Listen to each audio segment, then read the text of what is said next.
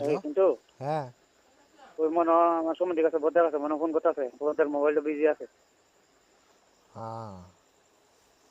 আমার কিতা কইতাম বদ্দার মোবাইল মানে বিজি হ্যার আর কইয়া দো, তুমি কইয়া দো বলে হ্যারে কইয়া দো ডাইরেক্ট, অন্য কেউ না, সুপ্রিয়ার শুধু কইয়া দো বলে তুই থাকতে হুম। চাইলে থাউনের কথা কই, থাউনের ইচ্ছা থাকলে কইতো, আর না থাউনের ইচ্ছা থাকলে একবারে এটা শেষ করে দিত ইটা বালা, কথা বুঝছো নি?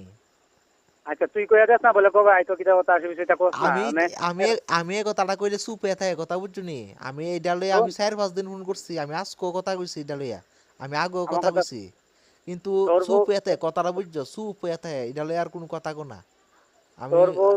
তোর বউ তুই কই দিয়া দে তাই না সেটা হারা কি চুপ করে থাকতো করে তুইলে চুপ হয়ে থাক, চুপ হয়ে থাকে বুঝুনি, ওখানে তুমি এটা কো বলে চুপ হয়ে থাকে রে, ওখানে কিতা ডিসিশন না হেরা মানে কুচু কইলে হে কইতে পারো না, কথা বুঝছো নি?